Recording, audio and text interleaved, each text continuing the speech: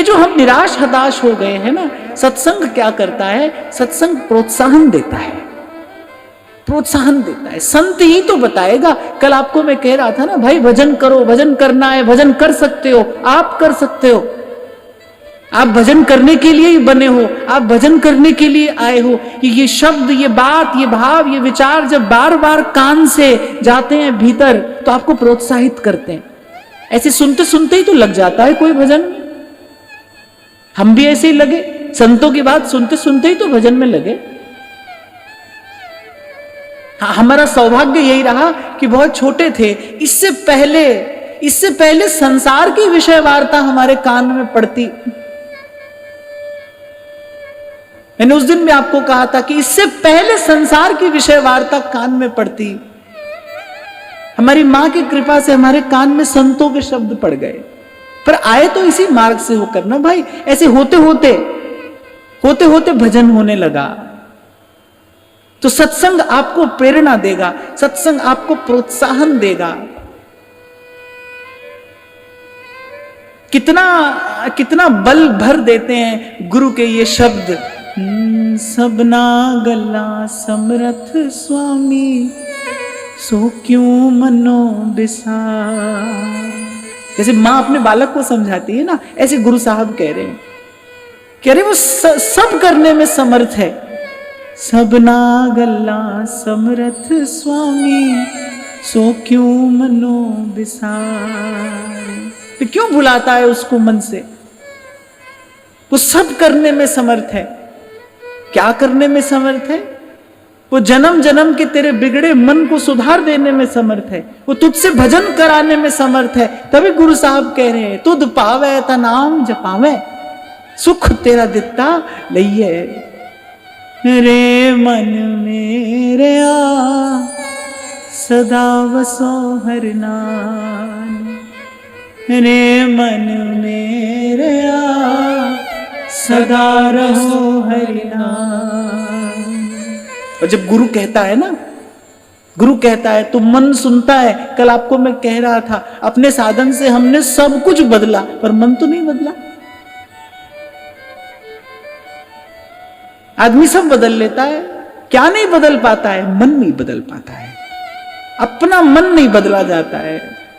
अपने मन की गति, अपने मन की दिशा, वो जहां देख रहा है ना, वहां से हटाकर उसे कहीं और दिखाने के लिए कोई सबल चाहिए, कोई समर्थ चाहिए, सद्गुरु चाहिए। मैं बार बार आपको ये बात इसलिए कह रहा हूं, ये काम करना भी हमें और हमसे होगा भी नहीं। देखो कितनी विचित्र बात है, कितनी विचित्र स्थिति है। ये काम हमको ही करना है और हमसे होगा भी नहीं। तो क्या मार्ग है, क्या युक्ति है? कोई हमारा होकर, कोई हमसा होकर हमारा ये काम कर दे, ऐसा सद्गुरु है। तभी कबीर कह रहे हैं, सद्गुरु सम नहीं कोई सगा। उसके जैसा कोई अपना नहीं है। वो करेगा, वो करा देगा। तभी कह रहे हैं, जा पल दर्शन साधु का, ता पल की बलिहार। दर्शन की जय साधु का, साहेब आवे यार। और आपको याद हो, पहले दिन मैंने आपको एक बात कही थी कि कभी भी संत का मूल्यांकन उसके देश या उसके भेष से न करना। यह भूल तो कभी न करना। संत को महसूस करना, कुछ कैसा भी दिखाई देता हो, वो कैसा भी दिखाई पड़ सकता है। यही तो भूल हुई जनक की सभा में बैठे हुए ब्रह्मज्ञानियों से। जब अष्टावक्र आए, वो अद्भुत प्रतिभा संपन्न महापुरुष हैं, ब्रह्मज्ञानी, वस्तुतः ब्रह्मज्ञानी है वो।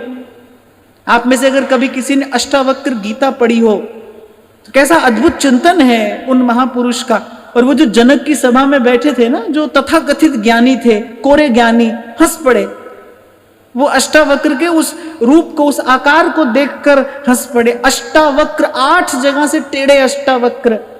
तब अष्टावक्र ने कहा, अरे मैं तो ये सोचकर आया था जनक कि तुम्हारी सभा में कुछ विद्वान बैठते होंगे, कुछ ज्ञानी, कुछ बुद्धजन बैठते होंगे, पर यहां का दृश्य तो कुछ और ही है।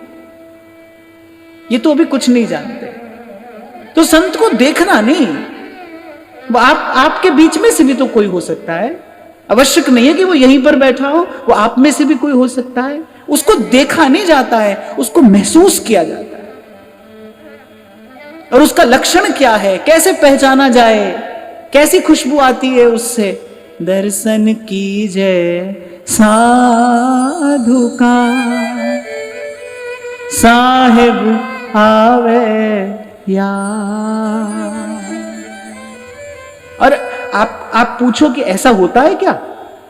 ऐसा होता है? हाँ, ऐसा ही होता है, ऐसा ही होता है। संत का दर्शन ऐसा ही होता है। दर्शन कीजिए साधु का, साहेब आवे याद। कभी कभी कोई इतना सारा इत्र लगा लेता है, मान लो किसी ने गुलाब का बहुत इत्र लगा लिया हो, वो आपके पास से होकर जाएगा ना तो आप सब कुछ भूल जाओगे। आपको गुलाब ही गुलाब, आपके चिंतन में, आपके भाव में गुलाब ही गुलाब आएगा, इतना इत्र लगा लिया है उसने। ऐसे ही जिसका रोम रोम भीगा है ना उस रस से, जो रंगा है उसके रंग में, वो आपके पास से होकर जाएगा ना, आपके निकट से होकर जाएगा, आप उसके निकट से होकर जाओगे, सब भूल जाओगे। जो खुशबू आ रही है केवल वही आपके भाव में, आपके विचार में रहेगी। छोटी बात है संत का मिलना, छोटी बात है ना भाई, बहुत बड़ी बात है, बहुत बड़ी बात है। आप लोग कभी कभी अपना भाव मुझ तक लिखकर भेजते हो तो मैं पढ़ता हूं उसमें। कितने लोगों का जब एक सा अनुभव होता है तो ऐसा लगता है कि हाँ भाई इस अनुभव में कुछ सत्य है। कितने लोगों का ये भाव मुझे मिलता है कि हमने बहुत पढ़ा, बहुत समझने की चेष्टा की, लेकिन बात समझ में नहीं आई। लेकिन जब सत्संग की कृपा से केवल श्रवण किया तो मन मान गया, बस सहज में मन मान गया। बस यही संत की ऊर्जा है। मैं इसी शब्द शक्ति की बात करता हूं। आपके मेरे से नहीं होगा, करना भी आपको मुझे है। एक ही युक्ति है, एक ही युक्ति है, गुरु के चरण। गुरु की शरण रहूं कर जोर, गुरु बिना मैं नाही हो। गुरु मेरी पूजा, गुरु गोविंद, गुरु मेरा पार ब्रह्म, गुरु भगवंत। तो ये आपको कहता हूं भाई, आपके मेरे लिए तो अब रास्ता बड़ा सीधा सरल है। यहीं तक आने में सब मुश्किल थी, अब तो कठिन समय गया, अब तो हमको महाप्रभु मिल गए, अब तो समर्थ सदगुरु मिला है। कल आपको मैंने कहा ना, महाप्रभु जी ने व्यास जी को भी प्रेम भक्ति का दान किया, पर महाप्रभु जी ने अस्वीकार तो नरवाहन को भी नहीं किया, उसको भी स्वीकार किया। और व्यास जी को तो देर से दर्शन कराया। अगर हम जो घटना घटी उसका विचार करें तो श्री व्यास जी को तो दर्शन देर से हुआ, नरवाहन जी को तो महाप्रभु जी ने हाथ पकड़कर मानो पहुंचा दिया वहां तक उसी समय। ये किसी के साथ ये घटना नहीं घटी जो नरवाहन जी के साथ घटी। तो जो उसकी कृपा करने की जो कसौटी है वो कुछ और है। तभी तो कहते हैं न जाने कौन सी बात पे दयानिधि रीझ जाते हैं, पता नहीं है वो कब किस पर कैसी कृपा करते हैं। जो बिल्कुल साधनहीन है, जिसका मन चित्त अभी तैयार नहीं है, किस लिए आए हैं नरवाहन। मुझे कभी कभी ये जो घटना है बड़ी आश्चर्य में डाल देती है। वो जो हाथ में तलवार लेकर आया है, आप देखो, जो प्रहार करने आया है उसको प्रसाद दे रहे हैं, और कैसा प्रसाद। अरे नरवाहन प्रभु निहार, और कहते कहते दिखा देते हैं। बाकी सबको तो थोड़ा भजन करने के बाद, थोड़ा साधन करने के बाद महाप्रभु जी का कृपा प्रसाद मिला। अरे नरवाहन जी को तो आते ही दर्शन हो गया। और जो भेंट नरवाहन जी को मिली वो किसने पाई? वाणी में महाप्रभु जी 2 पद नरवाहन जी को भेंट कर रहे हैं। ऐसा उदाहरण अन्यत्र नहीं मिलता है। ये तो मुझे कहना ही पड़ेगा, ऐसा उदाहरण अन्यत्र नहीं मिलता है कि गुरु अपने शिष्य को अपनी रचना भेंट करता हो। शिष्य तो अपनी रचना भेंट करता है गुरु को। भेंट करना माने अपनी रचना गुरु के नाम से निवेदन करना। तो शिष्य तो भेंट करता है, यहां महाप्रभु जी अपनी पद रचना नरवाहन जी को भेंट कर रहे हैं। चतुरासी जी में नरवाहन जी को स्थान दे रहे हैं। थोड़ा सा पन्ना परत कर देखो नरवाहन का जीवन कैसा है। मार काट, खून खराबा, खींचा तानी, छीना झपटी, इसी में लगे हुए नरवाहन है। ये किसकी सामर्थ्य है? ये ना हरि की सामर्थ्य है और न किसी और की। इसीलिए कबीर कहते हैं करता करे न कर सके। मान लो ब्रह्मा जी भी हाथ खड़े कर दें, भाई इसका हम कुछ नहीं कर सकते। गुरु करे सो हो। साधु का संकल्प मिथ्या नहीं हो सकता, उसका संकल्प व्यर्थ नहीं जाएगा। इसीलिए बार बार आपको कहता हूं कुछ ऐसा कर लो कि अपने अपने गुरु के संकल्प में आपको थोड़ा सा स्थान मिल जाए, उसकी सोच में, उसके विचार में, उसके चिंतन में आपकी थोड़ी सी जगह बन जाए। ऐसे ही बनता है भाई काम। नहीं तो दूर नगरी, बड़ी दूर नगरी, नहीं तो भाई बड़ी बड़ी बात करने वाले को वो बड़ी बड़ी बात करता ही रह जाता है। वो बड़ी बड़ी बात करता ही रह जाता है और पूर्व का संस्कार या कह लो या भगवान की माया कह लो खींच कर ले जाती है उसे अपने साथ। जैसे कभी आपने जंगल में बाघ को शिकार करते देखा हो। अब आजकल तो क्या है ना, कुछ दुर्लभ नहीं रह गया, यूट्यूब पर सब है, आप सब देख सकते हो। अगर कभी आपने ऐसा शिकार करते देखा हो ना बाघ को, वो कैसे दबे पांव आता है, क्योंकि हिरण बड़ी तेज भागता है, ऐसे बड़े दबे पांव आता है। वो बड़ी देर तक वो घात लगाकर बैठा रहता है, बड़े दबे पांव आता है। अरे एक और बात, हिरण की आंखों की जो करुणा है, हिरण की आंखों में बड़ी करुणा होती है ना, ध्यान रखना। हिरण की आंख की जो करुणा है ना, वो शेर के हृदय को द्रवीभूत नहीं करती, वो तो ले जाता है उसे उठाकर। ऐसे ही माया है, ऐसे ही काल है। यहां सब बड़ी बड़ी बात करते रह जाते हैं और वो अपने पंजे में धर दबोच कर उसको ले जाता है। इसलिए गुरु साहब कह रहे हैं सबना गल्ला समर्थ स्वामी, सो क्यों मनो विसारे।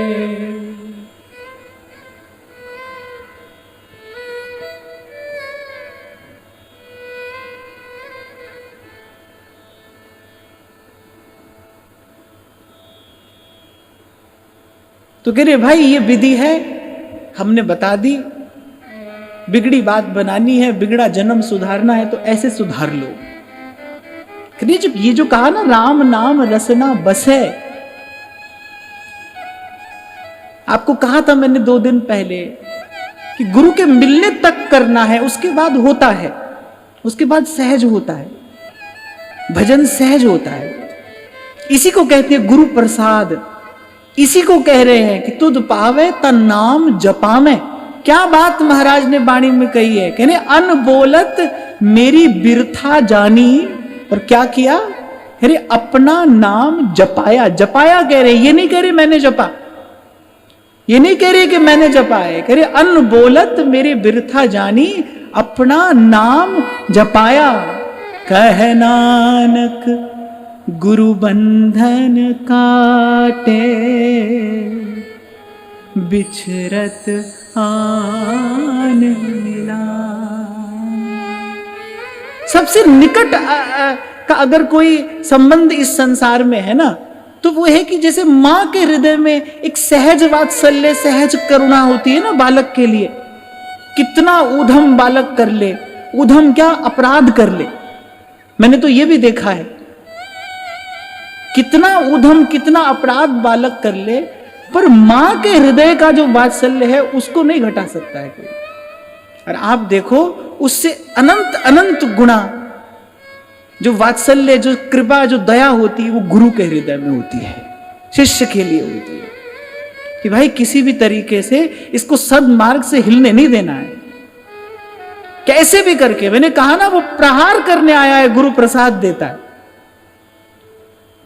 नंगी तलवार लेकर नरवाहन आए हैं, क्या लेकर क्या जा रहे हैं, क्या लेने के लिए आए हैं, क्या लेकर जा रहे हैं। हम बालक तुम माए हमारी। और मैंने तो ये भी आपसे कहा ही था भाई, मुझे तो लगता है कि जीव कब सुरक्षित है, जब अपनी मां की गोद में है, वहां सुरक्षित है। जब तक वो माता की गोद में है ना, तब तक तो सीधे सीधे उस तक कोई नहीं पहुंच सकता। और मां की गोद से उतरा, बस आप देखो, पीछे मुड़कर देखो, जब तक मां की गोद में थे तब तो कोई चिंता नहीं थी। बालक को यह भी चिंता नहीं होती मैंने खाया है कि नहीं खाया, मां को चिंता होती है। मां घड़ी देखती है, भाई बालक के भोजन का समय हो गया, पीछे पीछे दौड़ती है। बालक कितना दौड़ाता है, नहीं खाना चाहता है, खेल में लगा है, मां को चिंता है, मां चिंता करती है। और आप विश्वास करना भाई, हमको ऐसा ही सद्गुरु मिला है। आप और मैं बड़भागी हैं कि हमको ऐसा ही सद्गुरु मिला है, जिन्होंने हमें प्यार करना सिखाया। आप कभी महाप्रभु जी की जन्म बधाइयां पढ़कर देखिए, कैसे रसिकों ने अपने तन मन प्राण महाप्रभु जी पर न्यौछावर किए हैं। कुछ मिला है ना उनको इन चरणों से, कुछ ऐसा मिल गया है कि अपने मन प्राण न्यौछावर किए चले जा रहे हैं महाप्रभु जी पर। उनकी दृष्टि तो सतत महाप्रभु जी के ही चरणों पर है। महाप्रभु जी के अतिरिक्त वो ना प्रिया जानते हैं ना लाल जानते हैं, वहीं पर दृष्टि है। क्यों? क्योंकि हटाकर विषय पंख को धीरे धीरे और प्रिया लाल के प्रेम सर में नभाया। बड़ी सुंदर लगती है मुझे ये पंक्ति, महारंक को प्रेम साधन लुटाया। अरे हम भी जन्म जन्म के भिक्षु की तो थे, जन्म जन्म से मांग ही तो रहे थे, हम भी क्या कर रहे थे? महारंक को प्रेम साधन लुटाया, उन्हीं व्यास नंदन की जय बोलते हैं। आज कोई पूछे ना क्या मिल गया है आपको, कुछ नहीं मिला है भाई। हमारे देखने में भी अभी कुछ नहीं आ रहा है। क्या मिल गया है को देखो तो कुछ नहीं है, पर होने को क्या है कि भाई अब कुछ और नहीं चाहिए। अब इसको मिलना कहते हो तो आप मान लो, इसको आप मिलना कहते हो तो आप मान लो, पर एक एक दृष्टि से आकर देखोगे तो शायद सब कुछ मिलना इसी को ही तो कहते हैं, जब आपको कुछ और नहीं चाहिए। अब कुछ और नहीं चाहिए भाई, अब कुछ और नहीं चाहिए। थोड़ी देर पहले मैंने आपसे कहा ना, जब आप अपने साथ पूर्ण अनुभव करें, अब कुछ और नहीं चाहिए। अब तो वो हल्की हल्की बारिशें होती रहें और देर तक बैठे उन्हें सोचा करें।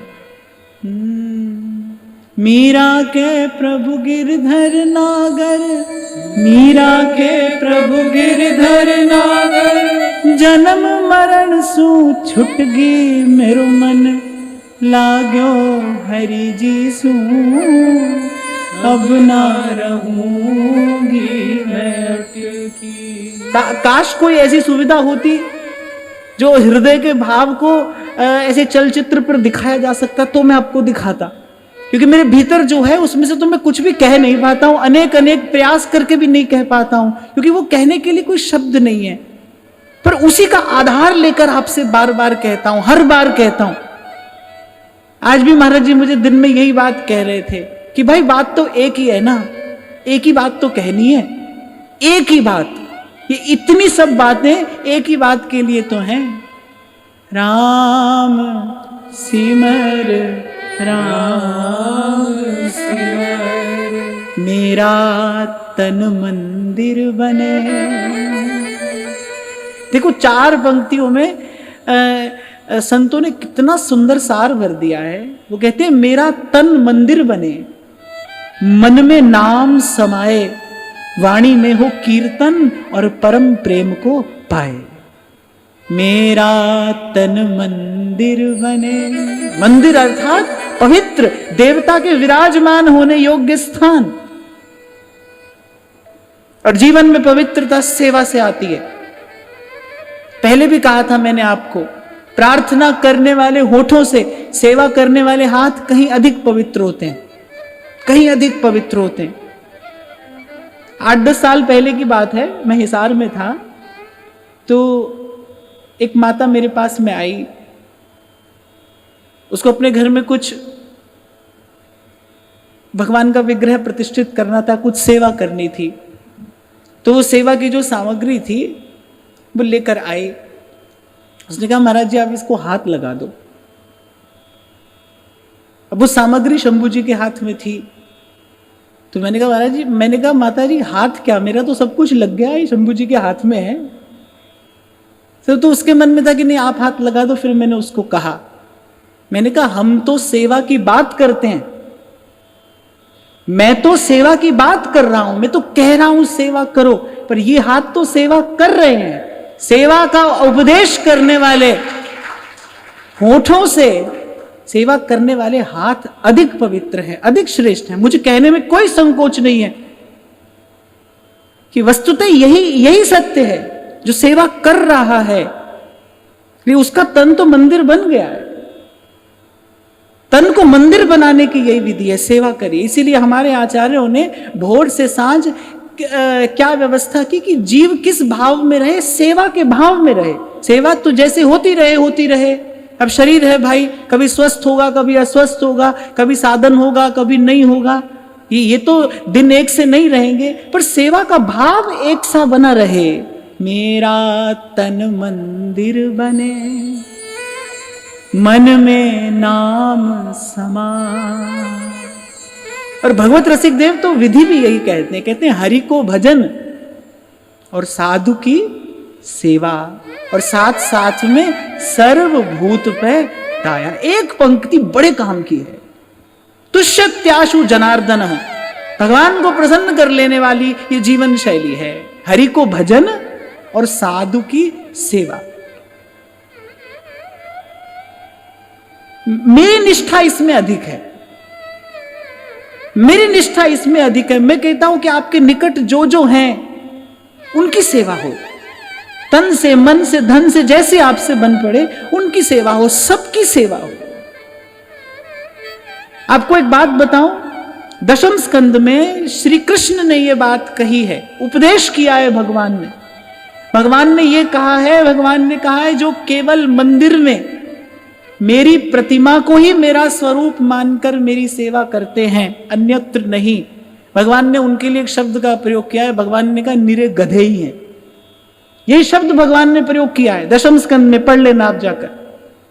भगवान ने कहा जो केवल मंदिर में ही मुझे मानता है, केवल मंदिर में ही मेरी सेवा कर रहा है, इसके अतिरिक्त और कहीं मेरा अनुभव, मेरा दर्शन नहीं करता। भगवान ने खर शब्द का प्रयोग किया है, बोले निरा खर ही है वो।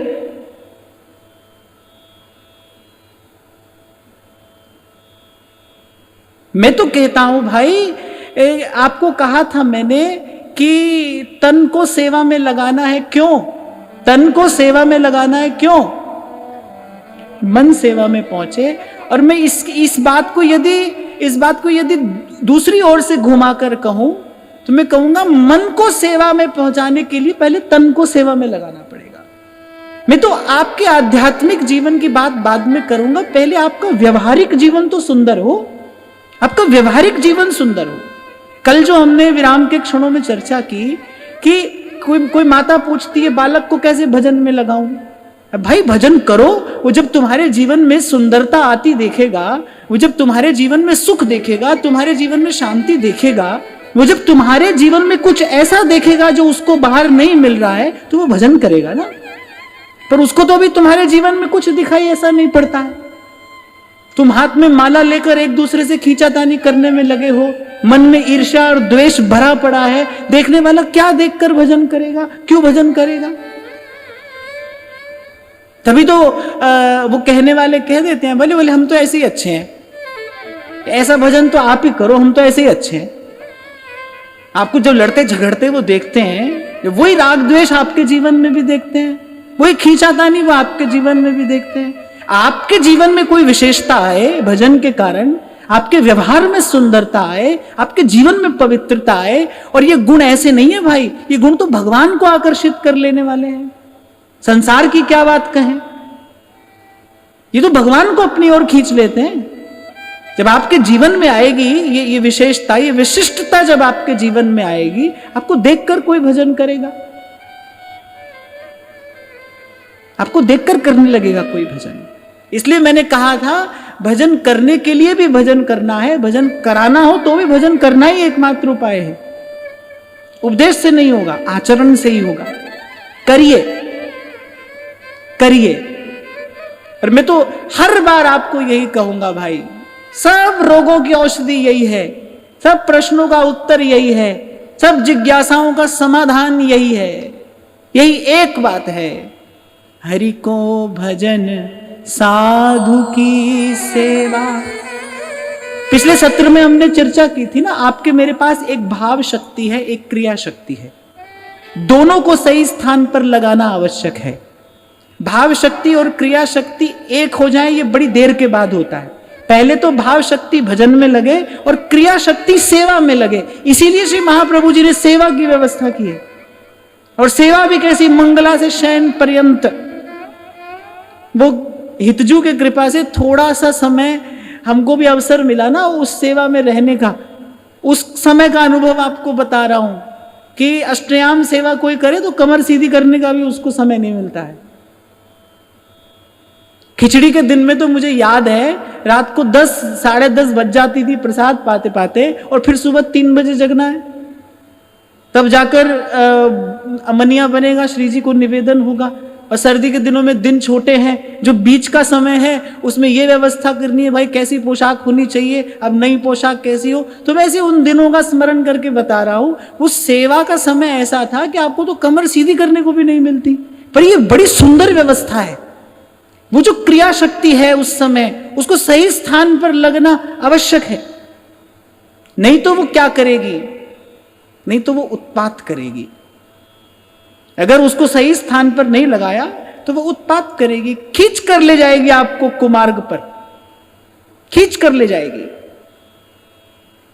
तो हरि को भजन और साधु की सेवा, सर्वभूत पर दाया।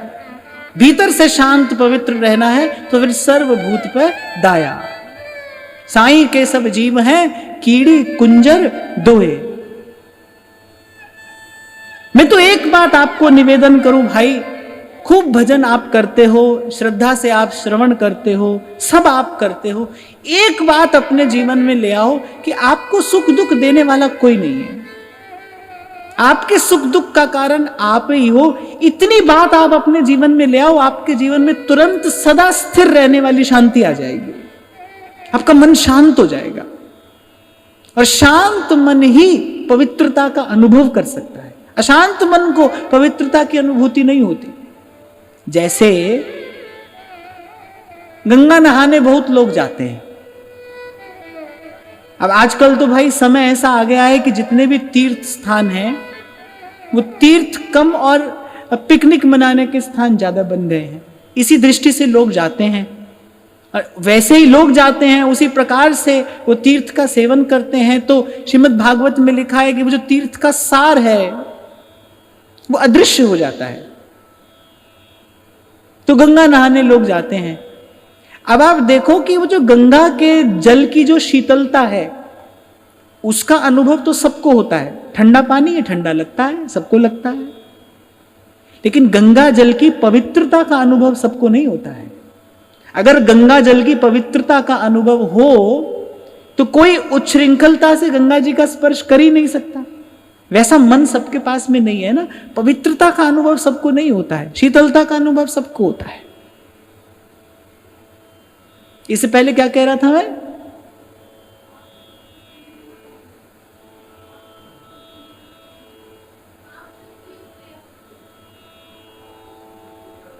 मुझे पता चल जाता है जब आप लोग ऐसे बहते चले जाते हो ना, मुझे पता चल जाता है कि आप सुन नहीं रहे, इसलिए मैं थोड़ा बीच में से ठोक पिट देता हूं। मैं ये कह रहा था शांत हुए बिना मन पवित्रता का अनुभव नहीं कर सकता है। पवित्रता की अनुभूति के लिए मन का शांत होना आवश्यक है। और जब तक मन में किसी के भी प्रति, प्राणी मात्र में किसी के भी प्रति राग, द्वेष, मोह, ममता, आसक्ति बनी है, मन शांत नहीं होगा। एक बात पक्की कर लो बस, इतनी तैयारी आप अपनी ओर से करो, फिर आप अपने जीवन में सहज भजन घटता हुआ देखो। और सिर्फ कहने के लिए नहीं, मानो इसको कि भाई हमको सुख दुख देने वाला कोई नहीं है। ये जो आया है हमारे पास, कभी व्यक्ति बनकर आया, कभी स्थिति बनकर आया, कभी कोई घटना का रूप लेकर आ गया, ये हमारा ही किया है, हमने किया है। और एक और बात मैं आपको कहूं, शांत मन ही सबल भी होता है। जो शांत मन है ना, वो सबल भी है। वही अपने अपने निर्णय पर दृढ़ बना भी रह सकता है, शांत मन। और मुझे नहीं लगता भाई इसके अतिरिक्त जीवन में किसी भी प्रकार से शांति लाई जा सकती है। मैं तो यहां तक कहता हूं, भजन से शांति नहीं आती है, शांत मन से भजन होता है। शांति के लिए तो ये पुरुषार्थ करना पड़ेगा। शांति के लिए विवेक की आवश्यकता है। शांति के लिए आपको इस ज्ञान की आवश्यकता है। जान लीजिए, मान लीजिए कि नहीं भाई हमको कोई नहीं दे रहा है, हम ही है। ये अलग अलग आकार लेकर जो आ रहा है हमारे जीवन में, कभी सुख दे रहा है, कभी दुख दे रहा है, ये हमारा ही कर्म है, हमारा ही, ये अर्जित किया हुआ है। आप देखोगे मन शांत हो जाएगा। आप इसको अनुभव करके देखो। You will explore the new dimension of life. आपको लगेगा कि जीवन बदल रहा है हमारा, क्योंकि आपको खबर नहीं है कि आप अपनी कितनी शक्ति केवल राग और द्वेष में अपव्यय करते हैं। किसी से राग है, किसी से द्वेष है, कोई अच्छा लग रहा है, कोई खराब लग रहा है। और मैं तो कहता हूं कोई अच्छा लगने लगे उसके साथ ही कोई खराब लगने लगता है। किसी से राग होगा तो किसी से द्वेष हो ही जाएगा, हो ही जाएगा। ये सुनने में कठिन लग रहा है, पर आप थोड़ा अभ्यास करोगे इसका, आप थोड़ा सा इसका चिंतन करोगे, आप थोड़ा सा इसका मनन करोगे, आप थोड़ा सा मूक सत्संग करोगे, तो आपको ये बात समझ में आएगी। मूक सत्संग, मुझे तो महाराज जी बड़ी मूल्यवान ये बात मिली। शायद मैं पिछले कुछ समय से अपने जीवन में कर भी रहा था, पर खबर नहीं थी कि ये क्या है। पर संत की वाणी ने स्पष्ट किया कि भाई ये बहुत मूल्यवान बात है। थोड़ी देर के लिए शांत एकांत बैठ जाओ, अपने आप को देखो, कैसे हैं हम, कहां हैं हम। मैं बड़ी विनम्रता पूर्वक की बात कह रहा हूं। तभी कल मैंने कहा, किसी ने पूछा हमको कब दर्शन होंगे, हमने कहा ऐसे ही आपने पूछ लिया। किसका दर्शन होगा ये भी पता नहीं, किसको दर्शन होगा ये भी पता नहीं। ये मत पूछो कैसे दर्शन होगा। मैं तो कहता हूं पूछो ही मत कैसे दर्शन होगा, कब दर्शन होगा, कैसे दर्शन होगा। और एक और बात मैं आपको बता दूं, हो सकता है आपको थोड़ी अटपटी लगे, कोई जानता भी नहीं है किसी को कब दर्शन होगा, कैसे दर्शन होगा, कोई नहीं जानता है। अपने ही बारे में पता नहीं है हमको कब दर्शन होगा, कैसे दर्शन होगा, आपका कैसे बता दें हम। अब मैं झूठी अपनी सिद्धाई दिखाता रहूं यहां पर, यहां वहां की किताब पढ़ के आपको बताता रहूं ऐसे कर लो दर्शन हो जाएगा, ऐसे कर लो दर्शन हो जाएगा। ना भाई, मैं तो इस बात में विश्वास नहीं रखता। हमको तो अपना ही पता नहीं है कब दर्शन होंगे, कहां दर्शन होंगे। प्राप्त करनी है तो दर्शन की लालसा प्राप्त करिए, कृष्ण दर्शन लालसा। मैं तो कहता हूं ये पूछिए भजन कैसे हो, ये पूछिए भजन कैसे हो। किसी भी संत की वाणी आप खोलकर दिखाइए मुझे। वो तो ये कह रहे हैं, अब प्रभु कृपा करहु एहि भांति, सब तज भजन करो दिन राति। तो भजन हो उनसे। जैसे एक बच्चा मेरे पास आ गया कभी, कह रहे आशीर्वाद दे दो। किस लिए दे दूं? बोले पास हो जाऊं। ये आशीर्वाद मत मांगो मैं पास हो जाऊं, ये आशीर्वाद मांगो कि मैं मेहनत करूं, मैं मन लगा के पढ़ूं। ये शुभकामना तो किसी को दी जा सकती है, सीधे ही आशीर्वाद मांगते हो पास हो जाऊं, आप सीधे ही आ गए, गुरुजी दर्शन करा दो। अच्छा, आप ही लोगों ने हम लोगों की दुकान चलाई है, हम अगर बेच रहे हैं तो खरीदने वाले तो आप ही लोग हो। ये जो हमारा धंधा है आप ही लोगों ने तो चलाया है। ये करना नहीं है, कुछ मेहनत नहीं करनी है, कुछ विचार नहीं करना है, सत्संग नहीं करना है, पुरुषार्थ नहीं करना है, प्रतीक्षा भी नहीं करनी है, गुरुजी दर्शन करा दो। गुरुजी तैयार ही बैठे हैं दर्शन कराने के लिए, और कहीं नहीं तो तुमको YouTube पे तो दर्शन करा ही देंगे, करा ही देंगे। ये कब तक इस गोरख धंधे में पड़े रहोगे भाई?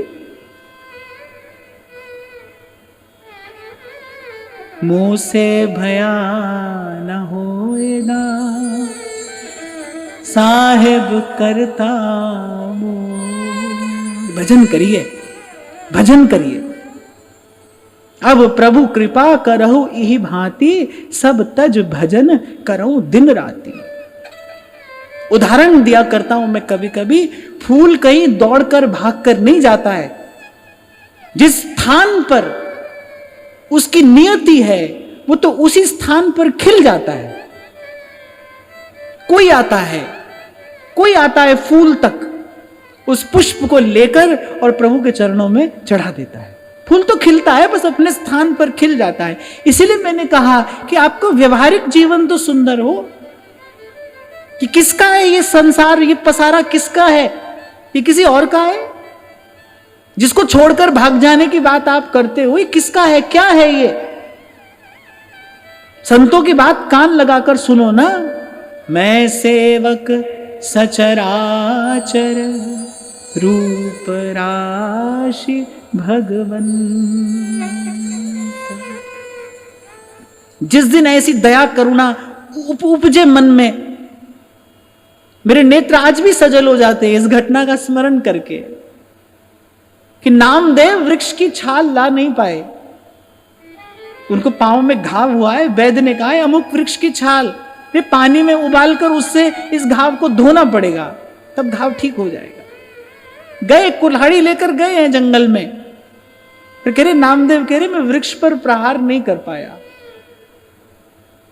मां ने कहा बेटा कहां है खाल, लाया नहीं। पीड़ा से कराहते कराहते बैठ गए नामदेव और कहते हैं मां, मैं अपना कष्ट दूर करने के लिए किसी और को कष्ट नहीं दे सकता। और नामदेव की मां कौन है, वो भी सिद्ध है। नामदेव जी के जीवन चरित्र में आपने श्रवण किया होगा, नामदेव जी की जो माता जी हैं वही भाव सिद्ध भगवत प्राप्त भक्त हैं। और जिसके गर्भ में नामदेव जी जैसा बालक रहा होगा वो जननी साधारण तो नहीं हो सकती। कहते हैं कि जैसे ही नामदेव जी से सुना, मां के नेत्रों से अश्रु धारा फूट पड़ी। अरे दोनों हाथ नामदेव जी के सर पर रख दिए, बोली बेटा तू सच्चा साधु है। आज मैं गौरवान्वित हूं कि मैंने एक संत को जन्म दिया है, तू सच में संत है।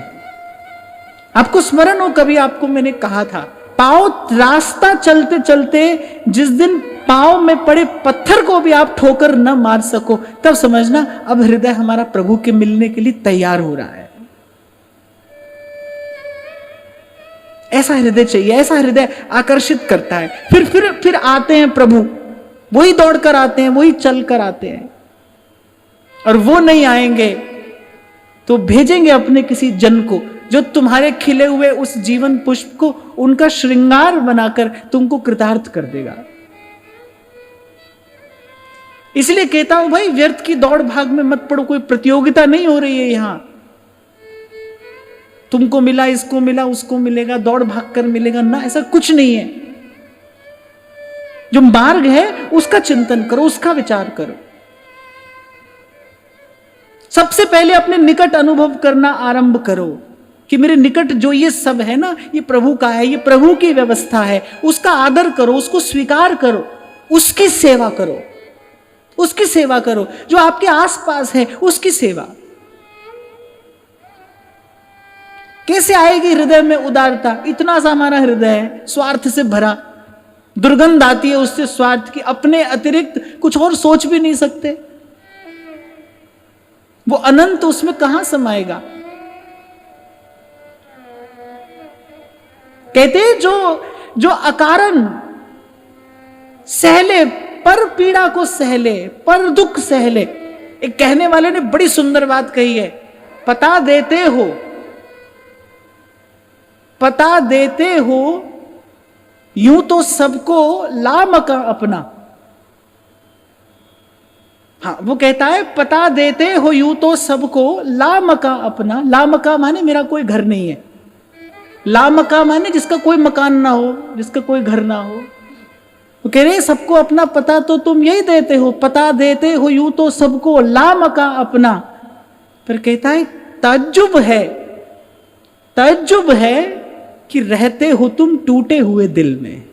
बोले वहां रहते हो तुम, टूटा हुआ दिल माने जो जो पर दुख से दुखी हो, जो पर पीड़ा से पीड़ित हो जाए। और मेरे गोस्वामी जी ने मानस में संत की यही परिभाषा दी है, पर दुख दुखी। फिर निज परताप द्रवही नवनीता, पर दुख दुखी संत सुपुनीता। किसी की पीड़ा देखकर जब आपको चैन ना पड़े तब समझना अब ये हृदय प्रभु के योग्य बन रहा है। भुलिया रब ते तो दूर नहीं, उसकी तरफ से न कोई दूरी है न देरी है, जो है वो हमारी ओर से है, जो है हमारी ओर से है। मैं इस बात पर इतना बल इसलिए देता हूं, इसलिए बार बार कहता हूं, क्योंकि इसके अतिरिक्त जो है ना, जो आप मंदिर में बैठकर करते हो वो सरल है भाई, उसमें कोई कठिनाई नहीं है, वो तो आप कर लोगे, कर ही रहे हो, वो आप कर लोगे। जब मंदिर से बाहर पैर निकले, जब देखो यहां वहां, जब देखो आप यहां वहां, और आपको मंदिर की सी ही अनुभूति हो। कल आपको मैं कह रहा था ना, छोटे से कैमरे से व्यक्ति डरता है। जब कैमरा लगा होता है तो बड़े सावधान हो जाते हैं ना आप। छोटे से कैमरे से आपको डर लगता है, उससे डर नहीं लगता है आपको। न करने योग्य करते हो, न सोचने योग्य सोचते हो, उससे डर नहीं लगता, उससे भय नहीं लगता। नागरीदास जी कहने जब लग सहज न बदलई, फुरे न जहां तहां भाव। जब तक आपको यह अनुभूति न होने लगे। एक जगह मैंने पढ़ा था, बहुत अच्छी बात मुझे लगी कि किसी को यह दुख है कि वो देखता नहीं, किसी को यह दुख है कि वो देखता नहीं, और कोई इस भरोसे से खुश है कि वो हमेशा देख रहा है। वो इस भरोसे से खुश है कि वो हमेशा,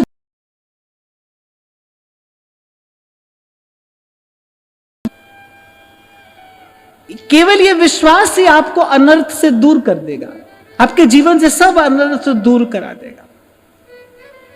गत सत्र में यहीं से मैंने आपको कहा था, जिसको प्रभु के अस्तित्व का विश्वास है, मेरे शब्द कठोर हैं, आप ध्यान से सुनना, जिसको प्रभु के अस्तित्व का विश्वास है, जो प्रभु को यत्र तत्र सर्वत्र स्वीकार करता है, मानता है प्रभु के अस्तित्व को, वो तो भाई प्रभु के होते कभी अपनी पूजा नहीं करा सकता है, किसी से कभी स्वीकार नहीं कर सकता है। जिसको केवल इतना विश्वास है कि वो यत्र तत्र सर्वत्र है, हरि व्यापक सर्वत्र,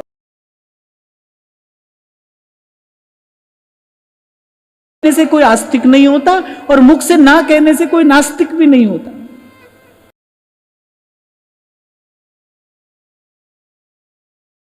खड़ा है पर उसके अस्तित्व को नहीं मानता है, नहीं स्वीकारता है। उसके पास खड़ा रहकर जो किसी का शोषण कर रहा है, किसी के संसाधनों का दोहन कर रहा है, सबसे बड़ा नास्तिक तो वो है जो भीतर से मानता नहीं है, ना उसको उससे भय है न चिंता, वो नास्तिक है। इसीलिए आज जहां से मैंने चर्चा में प्रवेश किया, देखकर मूल्यांकन नहीं करना साधु का, उसको महसूस करना। दर्शन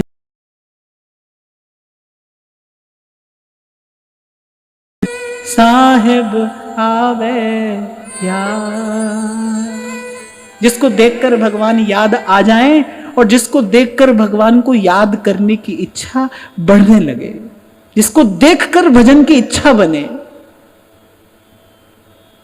यही संत के दर्शन का फल है, यही संत के दर्शन का प्रसाद है। भजन की इच्छा, यही सत्संग का प्रसाद है। फिर कहते हैं, ते दिन गए अकार थी, संगति भई न संत, प्रेम बिना पशु जीवना, भक्ति बिना भगवन। फिर जिस दिन दर्शन नहीं हुआ, जिस दिन थोड़ी देर के लिए भी संत के विचार का हमने संग नहीं किया, बोले ते दिन गए अखार थी, बोले बेकार गए, वो जीवन उसको गिनना नहीं। जैसे जब श्री जानकी जी से विवाह करके लौटे भगवान, तो मैया की गोद में सर रख कर लेटे थे। मैया बड़े प्रेम से श्री रघुनाथ जी का मस्तक सहला रही थी, दुलरा रही थी मैया। और माता ने कहा, राम तुमने बड़े बड़े श्रेष्ठ कार्य किए, आज दसों दिशाओं में तुम्हारी कीर्ति कौमुदी का नर्तन हो रहा है, कैसा लगा? अब वो तो मर्यादा पुरुषोत्तम है, बड़े संकोची। आप देखो कैसा प्रभु का स्वभाव है कि माता के मुख से अपनी प्रशंसा सुनकर संकोच हो रहा है, सकुचा गए। जैसे होता है ना, जब कोई बात बदल देता है, तो प्रभु ने कुछ नहीं कहा, केवल इतना ही कहा कि माता मेरी बात छोड़िए, आप बताइए, जब हम यहां नहीं थे आपका मन कैसा था, यहां जीवन कैसा रहा? फिर मैया के नेत्रों से वो जो 2 अश्रु बिंदु टपके, वो भगवान के मस्तक पर आ गिरे, श्री रघुनाथ जी के मस्तक पर आ गिरे। और मैया केवल इतना ही कह पाई कि तुम्हारे बिना कैसा जीवन राम? जीवन तो वही जो तुम्हारे साथ है, जब तुम साथ हो वही जीवन है, तुम्हारे बिना जीवन कैसा? तुम्हारे बिना जीवन का क्या अर्थ है?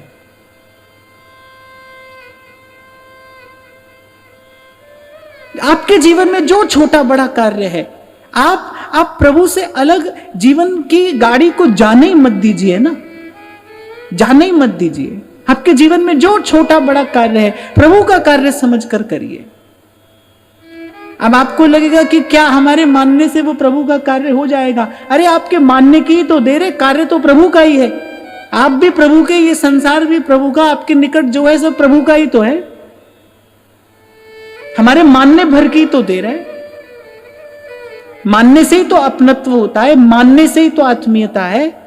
एक कन्या ब्याह कर जाती है, एक नए घर को अपना घर बना लेती है, क्या क्या बदलता है? एक मान्यता ही तो बदलती है, मान लेती है वो कि अब से यही मेरा घर है।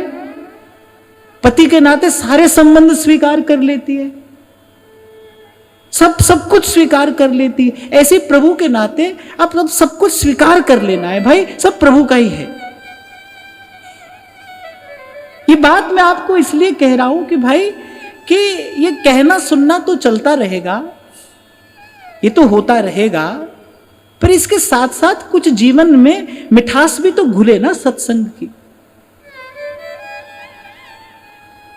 ये जो औषधि आपको यहां से दी जा रही है, उस औषधि के सेवन के परिणाम स्वरूप कुछ रोग मुक्ति भी तो हो। 2 दिन पहले मैंने आपको कहा था ना, जब परिवर्तन देखते हैं आप तो प्रोत्साहन मिलता है, फिर आप और शक्ति से लग जाते हैं उसमें।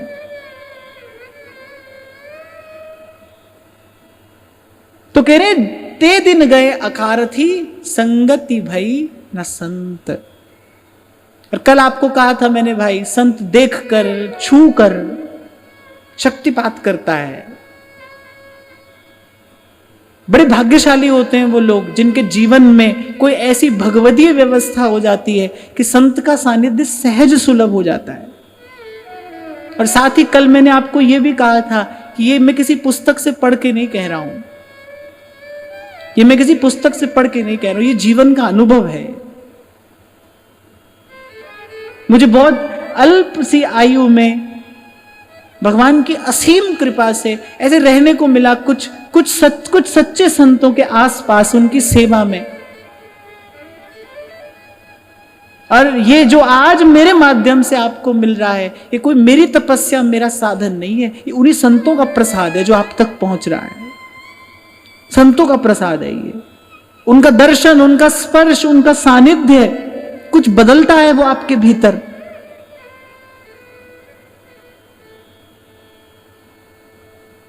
प्रभु अपनी बात कैसे पहुंचाते हैं आप तक? प्रभु की बात, प्रभु का संदेशा कौन लेकर आता है? संत ही तो लेकर आता है। मैं कई बार एक उदाहरण देता हूं ना, कितनी विकट प्रतिकूल परिस्थिति में विभीषण जी भजन करते हैं। आप और मैं उसकी कल्पना भी नहीं कर सकते। हनुमान जी को भी आश्चर्य हुआ जब हनुमान जी ने विभीषण जी की कुटिया के बाहर वो तुलसी का थावला देखा और द्वार पर शंख चक्र गदा पद्म। हनुमान जी ने भी मन में विचार किया, लंका निशिचर निकर निवासा, भाई राक्षसों की नगरी है ये, पर यहां कहां सज्जन करी वासा? यहां पर कौन सज्जन रहता है? लंका निशिचर निकर निवासा, यहां कहां सज्जन कर वासा? हनुमान जी रुक गए। हनुमान जी ने कहा भाई देखना चाहिए। जब थोड़ा सा निकट गए तो हनुमान जी के कान में क्या पड़ता है? भज श्री राम, भज श्री राम, श्री राम जय राम, जय जय राम। ये जब ध्वनि कान में पड़ी तो फिर तो हनुमान जी ने कहा भाई अब तो दर्शन करके ही जाएंगे, कोई प्रभु का भक्त यहां रहता है। और जब मिले विभीषण जी से, विभीषण जी कहते मैं कब से प्रतीक्षा कर रहा था, तात कबहु मोहि जान अनाथा, करि है कृपा भानुकुल नाथा।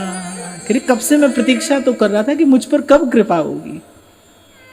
बोले अब आप आ गए हैं, आप आ गए हैं, हमारे प्रभु का संदेश आ गया है, अब हम पर कृपा होगी। और वही तो हुआ। यहां से हनुमान जी मिलकर गए और देखो क्या बानक बना। रावण ने भरी सभा में अपमान किया, पाद प्रहार किया और बस वो ठोकर लगी और विभीषण जी ठाकुर की ओर मुड़ गए। संसार की ठोकर लगी। अच्छा एक और बात यहां ध्यान देने की है, जब संत की कृपा होती है तो क्या होता है? कोई दौड़ दौड़ कर संसार गले नहीं लगाता है, फूल माला नहीं पड़ती है गले में। जब संत की कृपा होती है, संत की कृपा होती है तो यहां से ठोकर लगती है। जैसे ही हनुमान जी मिलकर गए, लात मारी रावण ने, घोर अवज्ञा की, पर लेकिन उस ठोकर ने विभीषण जी को ठाकुर जी की ओर मोड़ दिया। फिर उन्होंने रावण की ओर नहीं देखा। जिन पायन के पादुकन भरत रहे मन लान। अरे विभीषण जी ने कहा बस बहुत हुआ, अब तो उन्हीं चरणों का दर्शन करेंगे जाकर। ते पद आज बिलो की हूं, इन नैनन अब जा। और वहां हमारे ठाकुर जी देखिए, ठाकुर जी देखिए, वो कह रहे भाई हम तो सबसे बाद में मिलेंगे, हम तुमको सबसे बाद में मिलेंगे, पहले तुम्हारे मन में जो है पहले तुम वो सब ले लो। कैसा स्वभाव है प्रभु का। आपको कभी मैंने यहीं से कहा था कि ठाकुर जी देते हैं, ठाकुर जी देते हैं और ये कहकर देते हैं कि तुम नहीं लेना चाहते हो पर हमारी देने की इच्छा है, जबकि वो लेने की इच्छा हमारी ही होती है, वो लेने की इच्छा हमारी ही होती है। पर फिर भी कैसा स्वभाव है प्रभु का कि लेने वाले को लेने का संकोच ना हो। और वस्तुतः देना इसी को कहते हैं, ऐसे दे दिया जाए कि लेने वाले को यह भी खबर ना पड़े कि हमने लिया है। और ऐसा देने वाला एक है, इसीलिए संत कहते हैं दाता एक राम। ऐसा देने वाला एक है। इसीलिए तो पलटू साहब की बात मुझे बहुत अच्छी लगती है। वो कह रहे हैं कि देत लेत है आप ही, पलटू पलटू शोर नाम हमारा हो रहा है। और कह रहे पलटू पलटू शोर राम की ऐसी इच्छा, कौड़ी घर में नहीं आप मैं मांगू भिक्षा। अरे हमारे घर में खाने को दाना नहीं है और संसार ये कह रहा है कि इनकी कृपा से झोली भर रही है हमारी। कह रहे अदना के सिर छत्र और पैज की करे बढ़ाई। अदना माने बहुत छोटा है। अरे अदना के सिर छत्र पैज की करे बढ़ाई और राई पर्वत करे करे पर्वत की राई। लीला अगम अपार सकल घट अंतर जामी। अरे खाए खिलाए आप और दे हमको बदनामी। पलटू साहब तो इसको अपनी बदनामी कह रहे हैं। बोले हमारा यश नहीं है भाई, मुंह से भया न होएगा।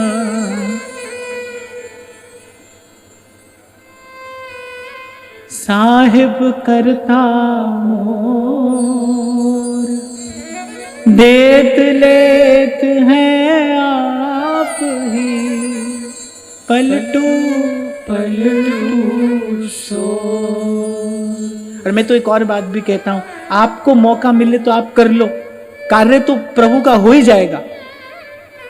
शुभ कार्य करने का अवसर आए, सेवा करने का मौका मिले तो दौड़कर कर लो, वरना वो कार्य तो प्रभु किसी से भी करा लेंगे।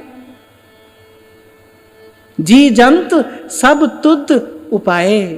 महाराज वाणी में यही बात कहते हैं, तुद आ गए अरदास हमारी, जी जंत सब तेरा। कह नानक सब तेरी वड्याई, कोई नाम ना जाने। जी जंत सब तुद उपाय। अरे जब जयंत ने श्री जगदम्बा जानकी का अपमान किया, अपराध किया, क्या भगवान ने अपने पास से एक तिनका उठाया? श्री रघुनाथ जी वृक्ष की छांव में बैठे थे, प्रभु ने वहां से एक तिनका उठाया, बस उस तिनके को ही जयंत की ओर फेंक दिया। प्रभु को अपना कार्य कराना हो तो भाई राई पर्वत करे, करे पर्वत की राई। सेवा करने का अवसर आए दौड़ कर लो। सेवा करने का तो लोभ हो कि ये मौका मुझे ही मिले, ये अवसर मुझे ही मिले। यदि स्वार्थी बनना है फिर यहां पर स्वार्थी बनो कि सेवा करने का अवसर मुझे ही मिले।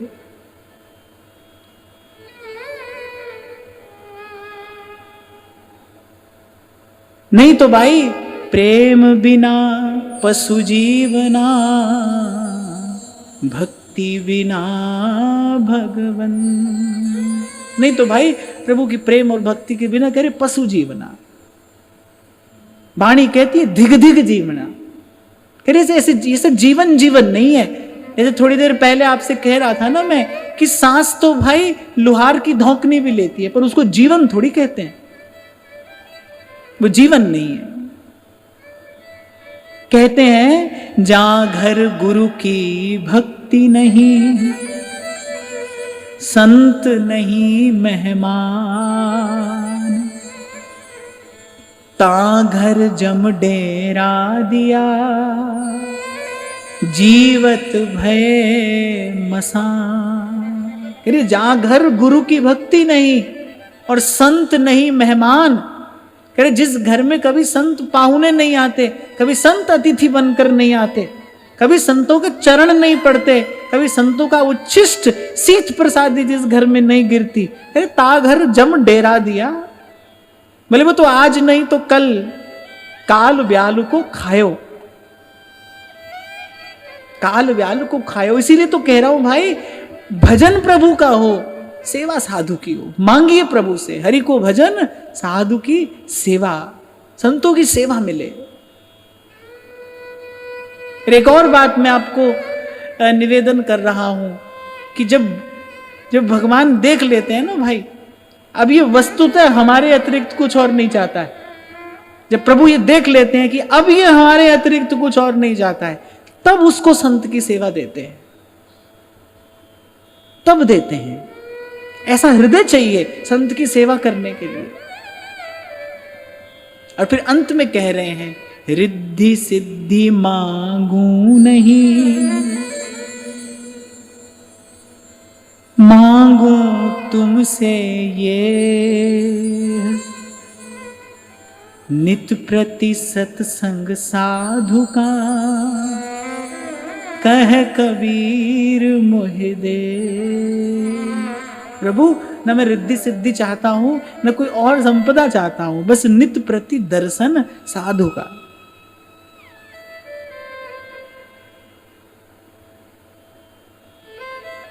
हाँ ठीक है, मैं ही कहता हूं आपसे, अरे भगवान की कई बात है, संत दुर्लभ है, संत दुर्लभ है, पर भगवान की कृपा से क्या ऐसा दुर्लभ है जो सुलभ नहीं हो सकता? प्रभु की कृपा से ऐसा क्या है जो सुलभ नहीं हो सकता? और मुझे लगता है भाई, प्रभु से मांगना हो तो दुर्लभ वस्तु ही मांगनी चाहिए। जो अपने ही प्रयास से मिल रहा है वो प्रभु से क्यों मांगना है? तो ये तो मांगने का अवसर व्यर्थ गंवाना हुआ ना।